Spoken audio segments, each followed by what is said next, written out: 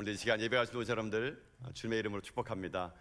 하나님 우리 가운데 역사하심을 믿습니다. 여러분 이 땅에 삶을 살아가는 날 동안 있어서 여러분들이 예배 드리는 것이 여러분들의 기쁨이 되고 예배가 여러분 가운데 힘이 되는 그런 믿음의 정도 다 될 수 있기를 주님의 이름으로 축복합니다. 오늘은 시편 23편 1절부터 6절까지 있는 말씀을 가지고요, 최악의 상황에서 최상의 노래를 부르라, 최악의 상황에서 최상의 노래를 부르라라는 제목을 가지고 하나님 말씀을 함께 나누도록 하겠습니다.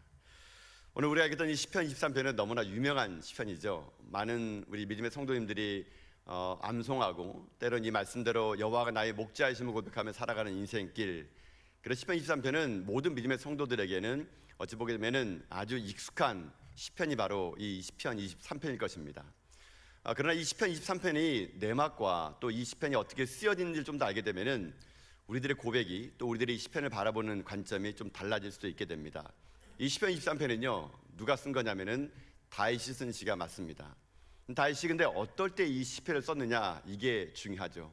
그냥 시편 23편을 저희들이 그냥 눈으로만 보게 되면은요, 다윗이 목동이니까 목가적인 차원에서 들판에 양을 바라보면서 그냥 이 시를 썼겠구나 라고 생각하는데 그렇지 않습니다. 다윗이 이 시편을 썼을 때 그의 인생에는요 최악의 상황이 그에게 다가온 겁니다. 어떤 상황이냐면요, 그가 사랑하는 아들 압살롬이 있었습니다.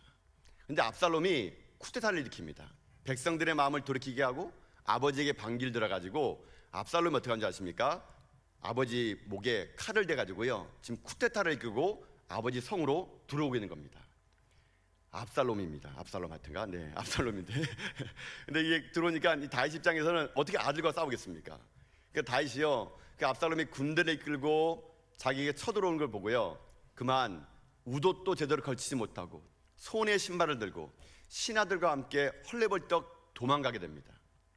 차마 아들과 싸울 수 없던 다윗은요 모든 걸 다 왕궁에 다 포기하고 내버려주고 어떻게 하느냐, 그는요 광야로 도망가게 됩니다. 도망가는 건 얼마나 그 아버지 마음이 짱했을까요?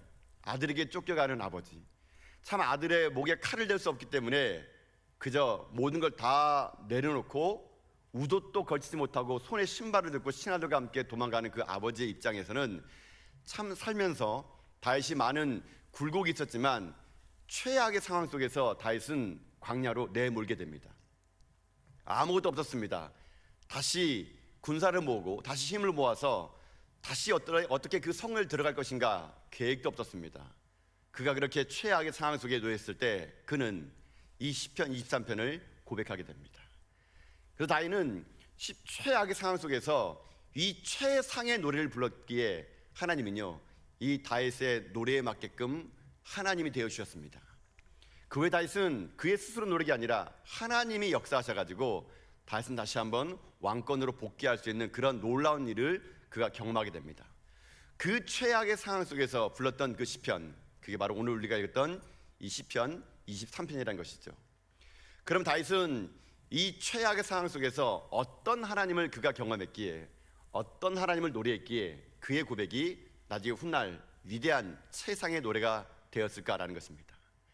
오늘도 모르긴 몰라도 이곳 오신 여러분들 가운데는 다윗처럼 아마 최악의 상황 속에 놓인 분이 계실 겁니다.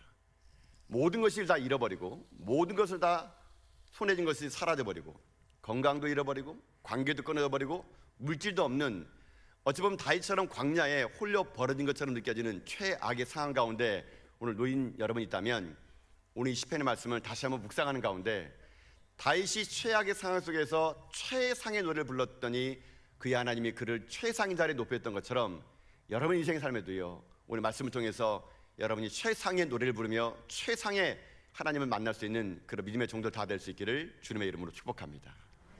그러면 하나님은 어떤 하나님이었는가? 다윗이 만났던 하나님은 어떤 하나님인가? 도대체 그는 어떤 하나님 만났기에 최상의 노래를 부를 수 있었는가? 다윗이 고백하는 하나님은 첫째 어떤 하나님이냐면요, 하나님은 우리의 부족함을 채워주는 하나님이었던 것입니다. 우리의 부족함을 채워주는 하나님, 그것을 다윗이 고백했다는 겁니다.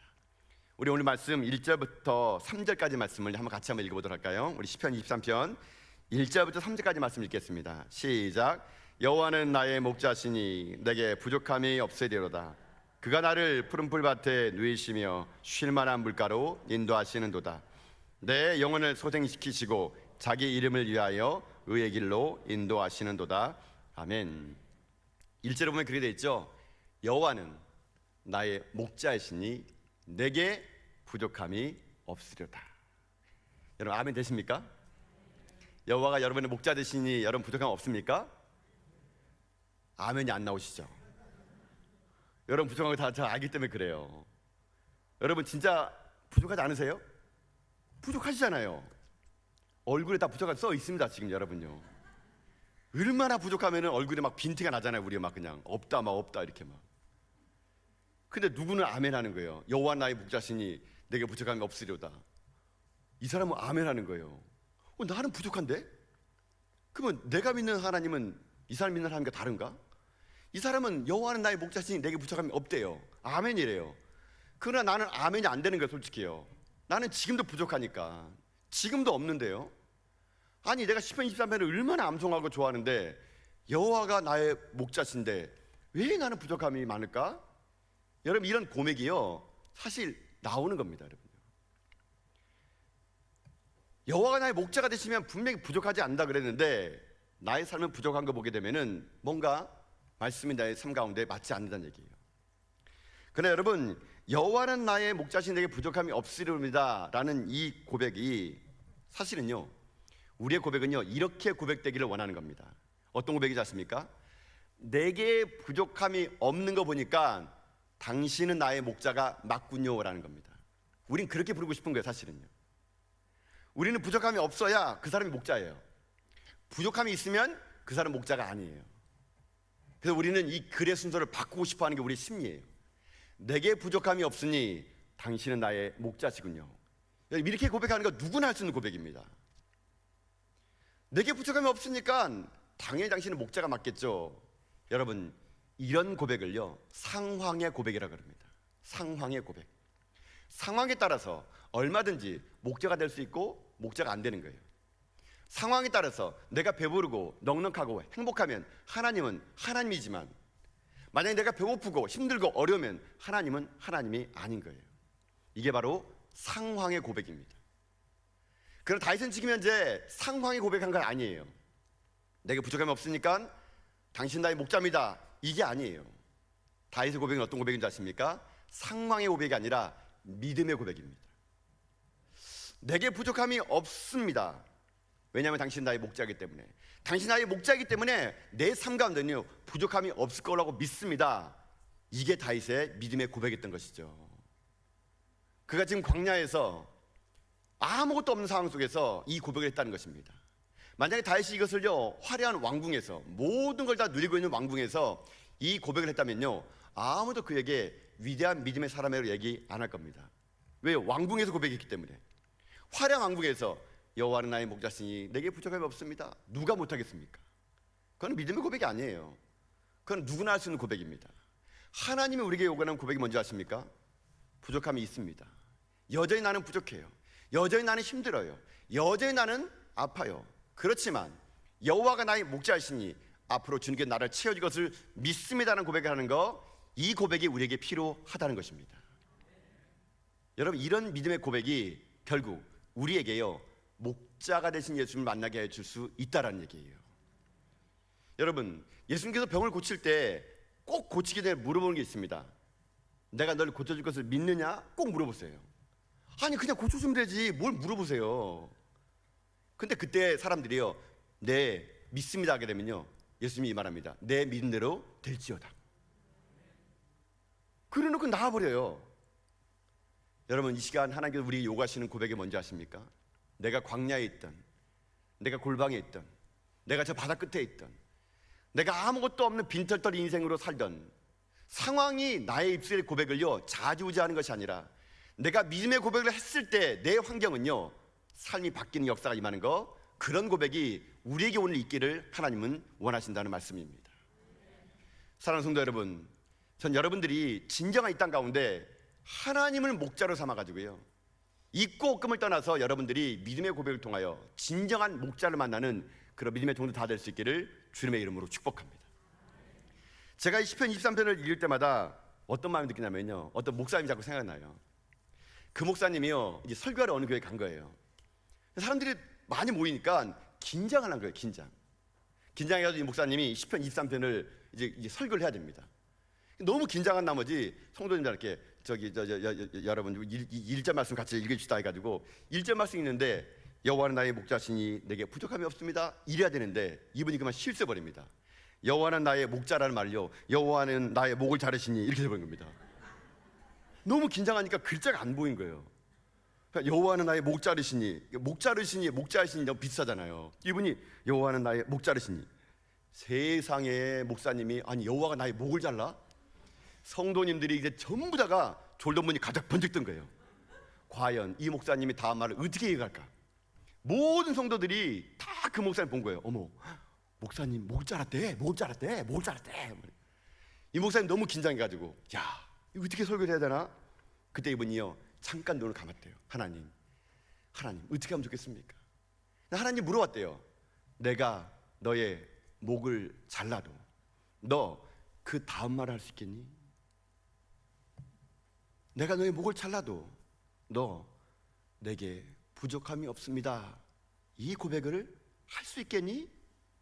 그 강단에 섰을 때 하나님이요 그에게 그렇게 물어봤대요. 이 목사님이 말을 못하겠다는 겁니다. 아니 어떻게 하나님 내 목을 자릅니까? 어떻게 하나님 내 목을 자릅니까? 그때 그분이 잠깐 기도했습니다. 여호와가 내 목을 잘라도 내게 부족함이 없습니다. 나중에 이분이 혼자 하나님과 기도를 깊이 한 다음에 모든 성도들이 본 앞에서 사랑하는 성도 여러분, 여호와가 나의 목을 자른다 하더라도 내게는 부족함이 없습니다, 이렇게 고백했다 그럽니다. 그랬더니 많은 분들이요 그 목사님의 말을 듣고 나도 목 잘라달라고 막 얘기했다는 그런 얘기가 있더라고요. 여러분 진짜 이 고백이 될까요? 우리에게 하나님한테 여러분을 목 자른다면 여러분 그 다음 말 고백됩니까? 내게 부족함이 없습니다. 여러분 이런 고백을 할 줄 아는 사람이 진짜 믿음의 고백이 될 수 있다는 얘기예요. 그래서 저는 여러분의 인생의 삶이요 날마다 믿음의 고백을 통하여 상황에 따라 흔들리는 종들이 아니라 믿음의 고백을 통하여 진정한 목자를 만나는 그런 믿음의 종들 다 될 수 있기를 주님의 이름으로 축복합니다. 여러분 그렇다면요 하나님 목자라면 나는 뭘까요? 나는 양이에요. 양. 여러분 근데 양이 참 재밌어요. 하나님은 우리를 양으로 비유하시는데 참 기가 막힌 비유 같습니다. 이사야서도 그런 말 하지 않습니까? 이사야서 우리를 보고 양 같다 그러잖아요. 우리가 다 양 같아서 그릇 행하여 각기 제 길로 갔다 그러잖아요. 우리는요 양이에요. 정말 양이에요. 오늘 양들 맞아요. 김양, 박양, 최양 다 양씨야. 양양 다 놓으세요. 우리 다 양이에요. 양. 다 양인데 양들의 특징이요 각자 제 길로 가는 게 양의 특징이에요. 근데 여러분 근데 우리 한국 사람들은요 이게 좀 잘 이해가 안 되는 게 있어요. 한국 사람들은 당신 참 양 같아 그런 말을 어떻게 들으십니까? 되게 좋은 말 받아들이죠. 성격이 온순하다. 당신 양 같아요. 되게 우리 한국 사람들은 칭찬을 듣는데요 이게 팔레스타인 사람들에게는 욕입니다. 욕. 우리나라가 보통 욕할 때 여러분 어떻게 씁니까? 이런 개의 자녀들 막 이렇게 하지 않습니까? 견공의 후예들 막 이렇게 하지 않습니까? 이런 거 그거랑 똑같은 거예요. 이스라엘 사람들에게 이런 양 XX 같으냐면은요 심한 욕이에요. 이스라엘 사람들에게는요 양 같다는 말이 제일 안 좋은 말입니다. 욕 같다는 얘기예요. 그럼 왜 양을 그들이 싫어할까요? 여러분 양은요 동물학자들에 의하면요 양은 너무 우리랑 똑같다는 겁니다. 여러분 제가 제주도에 있을 때 이시돌 목장이라는 목장이 있어요. 그 목장에 가면 양떼들이 엄청 많습니다. 제가 거기서 또 아르바이트 했다는 거 아니겠습니까? 양똥 치우고 양 이렇게 몰아주는 그런 거. 여러분 양은요 100m 밖에 볼 때만 멋있습니다. 가까이 보면은요 양이 아니에요. 여러분 양의 특징 혹시 아십니까? 양은요 방향 감각이 없어요. 양들은요 방향 감각이 없어가지고 어디로 갈지 몰라요. 방황합니다. 방황해. 양들은요 그렇게 풀어놓으면요 자기들끼리 우리로 못 돌아와요. 여러분 그런 말 들어봤죠? 길 잃어버린 양 들어보셨죠? 혹시 집 찾아온 양 들어보셨습니까? 집 찾아온 양 한 번도 못 들어봤죠?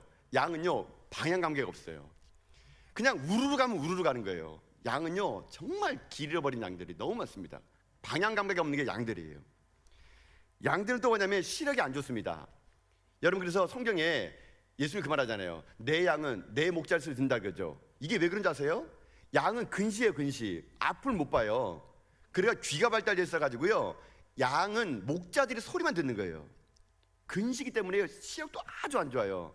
그래서 그들은요, 눈에 뵈는 게 없습니다. 그냥 목자들이 소리 듣고 겨우겨우 살아가는 존재가 양인 겁니다. 또 양은요, 이런 게 있습니다. 양들은 다리, 역시 양다리 본 적 있습니까? 양은요, 뚱뚱해가지고요, 양다리 너무 작아요. 양다리는 쇼다리보다 더 작은 다리가 뭡니까? 곽다리. 곽다리 아세요?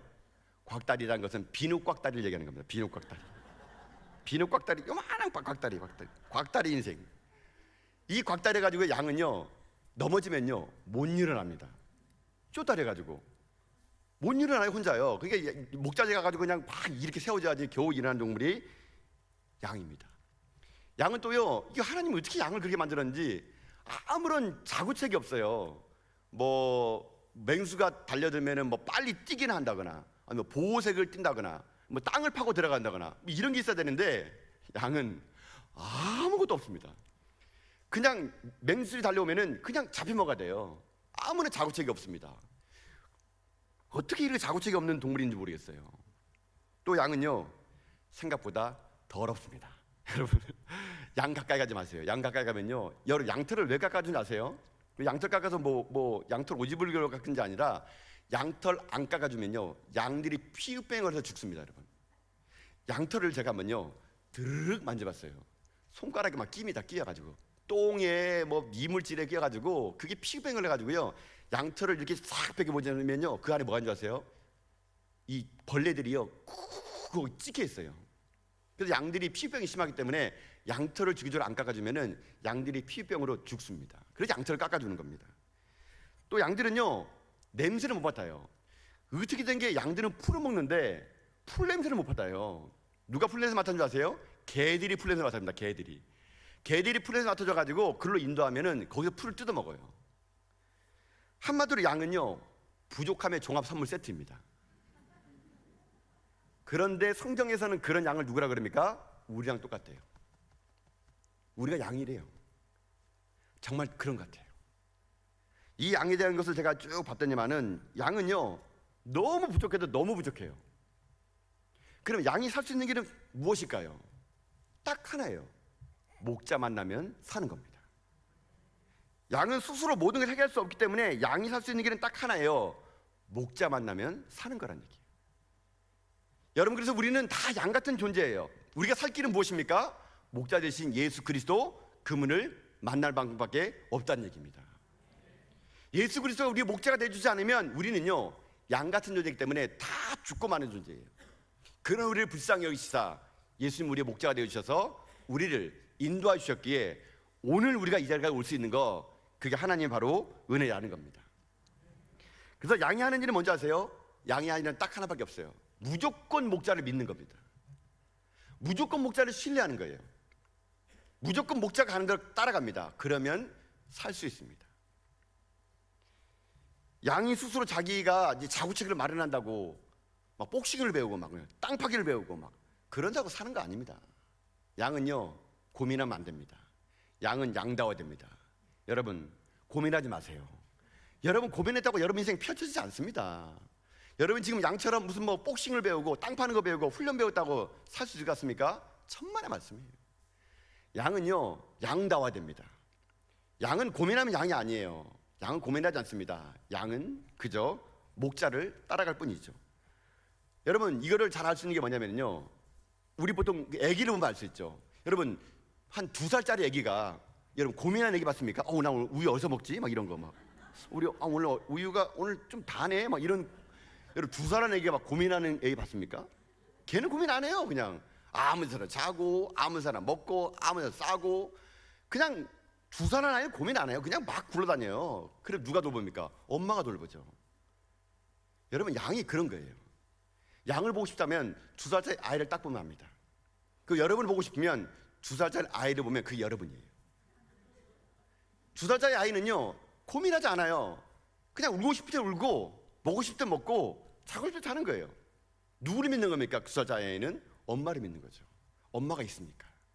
마찬가지예요, 여러분요. 주님이 우리가 목자가 되어주고 우리가 양이 된다면요, 양은 고민하지 않습니다. 저는 이 시간 이후로부터 여러분들이 고민하지 않을 수 있기를 주님의 이름으로 축복합니다. 고민한다고 여러분 한 키나 잘할 수도 없습니다. 염려한다고 우리의 인생 펼쳐지지 않습니다. 우리는요 딱 하나밖에 없어요. 무조건 목자만 믿는 거예요. 무조건 목자가 시키는 대로 따라가는 거예요. 무조건 목자가 하는 대로 하게 되면 여러분 우리 인생길 하나님께서 우리를 선한 길로 인도하여 주신다는 것입니다. 그렇게 고민하지 않고 살아갈 때 여러분 어떤 길이 있는 줄 아십니까? 우리 2절 말씀 봐볼까요? 2절의 고백이 우리의 고백이 됩니다. 2절 말씀 같이 한번 읽겠습니다. 시작. 그가 나를 푸른 풀밭에 누이시며 쉴 만한 물가로 인도하시는도다. 아멘. 여러분 그렇게 되면요 목자가요 나를 푸른 풀밭으로 인도하시고 쉴 만한 물가로 인도해 주겠대요. 여러분 오늘 본문에 보면은 참 재밌는 표현이 나옵니다. 이 다윗이 목동 출신이다 보니까 아주 디테일하게 지역을 써놨어요. 나름 푸른 풀밭에 누이신대요. 또 양 얘기를 하겠습니다. 여러분 양이 푸른 풀밭에 누운 거 본 적 있습니까? 뭐 대자로 뻗어가 이렇게 양이 있는 거 보세요. 여러분 양 아무리 봐보세요. 양은요 푸른 풀밭에 누운 양이 없습니다. 대부분 양이 푸른 풀밭에 언제 눕느냐, 제가 양 전문가에게 물어봤습니다. 양이 푸른 풀밭에 누우려면 4가지 조건이 확실할 때만 눕는데요. 참 까다로워요 양이요. 첫째 어떻게 누우냐면 모든 두려움으로부터 자유로울 때, 그때 양이 눕는다 그럽니다. 예를 들면 이거죠. 내가 여기 누운다 그러는데 뱀 나오면 어떡하지? 그 못 누운대요. 그러니까 내가 참 두려움이 없구나, 그럴 때 첫 번째 조건에 만족하면 누울까? 이렇게 생각한다 그럽니다. 두 번째 언제 누냐면요 모든 해충들이 없을 때, 파리, 바퀴벌레, 모기 얘네들 없을 때, 세스코를 불러야 될 것 같아요. 얘네들 없을 때 그때 눕고요. 또 하나는 자기네들끼리 평화로워야 눕는데요. 양들은요 누가 잘 되는 꼴을 못 봅니다. 평화로우면 눕는데요. 또 하나 언제 눕느냐, 배가 든든하면 눕는데요. 배고프면 라면을 하나 먹고 누워야 돼요. 그래서 양은요 이런 4가지 조건이 다 돼야지만이 눕는다 그럽니다. 근데 오늘 본문에는 뭐라 나와 있습니까? 그렇게 누워주겠대요. 누가요? 목자가요. 눕지 못하는 조건이 이렇게 많은데도 불구하고 여호와가 나의 목자가 되어 주셔가지고 그가 나를 푸른 풀밭에, 내가 눕는 게 아니에요, 누워주겠대요. 그 모든 두려움을요 이기게 해주고요, 모든 해충을 떠나게 해주고요, 서로 평화를 이루어주게 되고요, 배부르게 먹여줘가지고요, 예수님이 나의 목자가 되면 우리가요 눕는 인생이 되게 만들어 주시겠다는 것입니다. 이게 목자예요. 여호와는 나의 목자가 되셔가지고 그런 푸른 풀밭으로 나를 위해 날마다 누워주시는 복이 여러분 목자를 따라갈 때만 우리에게 임한다는 것입니다. 여러분 세상살이 두렵죠? 염려되지 않습니까? 왜 그런지 아세요? 목자를 안 따라갔기 때문에 그런 거예요. 여러분 인생이 광야길에 있던 어느 곳에 있던 간에 하나님이 살아계심을 고백하고 여호와가 나의 목자를 고백하면요 여러분 우리요 아무 데나 누울 수 있습니다. 왜요? 그가 나의 목자이기 때문에. 이 목자는요 우리를 푸른 풀에 누워줄 뿐만 아니라요 쉴 만한 물가로 인도해 주신대요. 쉴 만한 물가라는 건 뭐냐면요 고인물이 아닙니다. 생명수가 흐르는 곳이에요. 이스라엘 팔레스타인 같은 경우는요 물을 한번 보려면요 엄청나게 멀리 가야 됩니다. 그러나 지금에서 어떻게 하느냐, 쉴 만한 물가로 나를 인도해 주겠다는 것입니다. 이것이 바로 목자됨을 따라가는 양이 누리는 혜택이 될 수 있다는 얘기예요. 그가 나를 푸른 풀밭에 누워주시고 쉴 만한 물가로 인도해 주심을 말미암아 우리의 삶을 어떤 삶을 만들어가는 줄 아십니까? 3절의 삶으로 우리를 이끌어 갔습니다. 여러분 3절 말씀 볼까요? 3절 말씀 읽겠습니다. 3절입니다. 시작. 내 영혼을 소생시키시고 자기 이름을 위하여 의의 길로 인도하시는도다. 아멘. 내 영혼을 어떻게 한다고요? 소생시킨대요. 소생이란 말은 죽었던 사람을 살리는 게 소생입니다. 여호와가 나의 목자가 되신다면은 나는 푸른 풀밭에 누워지게 될 것이고 쉴 만한 물가에 물을 마시게 될 것이며 내 영혼은 비록 죽을지라도 부활의 몸으로 나온다는 얘기입니다. 소생시켜 주겠대요. 옛사람을 벗어버리고 새로운 사람을 나를 만들어 주겠대요. 소생케 되는 은혜, 여러분 이것을 누가 주는지 아십니까? 양을, 목자를 따라간 양만이 이 은혜를 누릴 수 있게 된다는 겁니다. 마치 다윗은 지금 현재 어떤 상황이냐면요 죽음의 상황과 똑같아요. 아들에게 왕궁을 뺏기고 호렌단시 광야에서 언제 압살롬의 군대가 자기를 쳐들어와서 자기의 목을 벨지 모르는 절대절명의 위기 속에서 그 광야에서 먹을 것도 없고 쉴 것도 없고 아무것도 가져오지 않은 이 다윗에게는 지금 이 상황은요, 죽음이나 마찬가지인 겁니다. 그러나 내가 목자 되신 주님을 따라간다면, 내가 그 죽음의 현장에서도 나를 건져내실 분이시고, 내가 그렇게 죽음의 현장 속에 있을지라도 나의 생명을 소생케 하는 그 은혜가 내게 임한다는 고백을 다윗은 그 광야에서 지금 고백하고 있다는 것입니다. 여러분, 지금 죽을 것 같은 상황 속에 놓여 있습니까? 여러분, 죽지 않습니다. 우리요, 망하지 않습니다. 죽을 것처럼 느껴지지만 하나님은 여러분의 인생 가운데 목자가 되어주셔서 여러분들을요, 그 죽음의 삶 현장에서 소생시켜주는 은혜가 여러분 가운데 임할 것을 주님의 이름으로 축복합니다. 내 인생의 삶을 죽음에서 소생케 하여서 나를 어떻게 인도하는지 아십니까? 오늘 본문에 보니까요, 자기 이름을 위하여 의의 길로 인도하신대요. 소생케 된 사람이 가야 될 길은 무슨 길인지 아십니까? 의의 길이에요. 여러분, 의의 길이라는 것은요, 편한 길이 아니에요. 우리는 우리가 목자된 주님을 따라가면요, 편한 길 가는 줄 알아요. 좋은 길 갈 줄 알아요. 아니에요, 여러분요.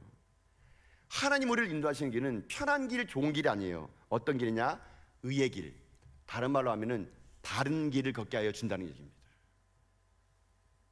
넓고 화려한 세상의 길이 아니라요, 협착하고 돌짝밭이고 때는 어렵더라도 이게 바른 길이라면 소생케 되는 은혜를 통해 가지고요, 목자 되신 주님 우리에게 바른 길로 우리 인도해 주시겠대요. 여러분, 그래서 우리가 걷는 길은 넓은 길이 아니에요. 화려한 길이 아니에요. 많은 사람들이 스포트라이트를 받는 그런 길이 아니에요. 주님이 우리를 인도하는 길은요, 의의 길, 바른 길을 걷기를 원한다는 것입니다. 왜 그럴까요? 내가 그 길을 걸으면 우리 집에는 많은 사람들은 다 양떼들이기 때문에요, 내가 걷는 그 길 뒤로 누가 오는지 아십니까? 또 다른 양떼가 걸어오는 거예요. 주님은 이 시간 여러분들을 소생시켜서 가지고요, 의의 길, 바른 길을 여러분을 걷게 해볼 말미암아 여러분이 걷는 그 길 끝에서 누군가가 또 다른 생명의 길로 여러분의 뒷걸음을 따라올 수 있도록 여러분을 먼저 이 시간 불러서 지금 의의 길로 인도하여 주신다는 것입니다. 여러분 주변에 아직 예수 그리스도를 알지 못하는 분이 계십니까? 하나님을 영접하지 못한 분이 계십니까? 하나님은 지금 여러분에게 의의 길, 바른 길을 걸어 말미암아 여러분 뒤에 있는 그 수많은 사람들이, 또 수많은 사람들이 의의 길로 올 수 있도록 주님은 여러분 이 시간 그런 의의 길로 여러분 인도하여 가신 분이심을 믿습니다. 그리고 여러분, 우리 인생 삶 속에 살아가는 날 동안 내 삶에 때로는 모든 것이 부족하고 없고 없을지라도 여호와가 나의 목자가 되시니 주여 내게 부족함이 없음이라는 이런 믿음의 고백을 통해서 내 영혼이 주님 품에 안겼을 때 푸른 불밭에 누임을 당하고 신뢰한 물가에서 물을 마시고 내 영혼이 죽음의 현장에서 나를 살리셔서 나를 바른 길, 의를 길을 걸어가게 하는 분이시, 그분이 예수 그리스도를 여러분 고백하는 가운데 여러분 삶이 다윗처럼 이 시편 23편이 여러분 가운데 평생의 노래가 되어서 삶의 어려울 때마다 이 노래를 통해서 여러분이 또 누군가에게 희망이 되는 그런 믿음의 정도 다 될 수 있기를 주님의 이름으로 축복합니다. 기도하겠습니다.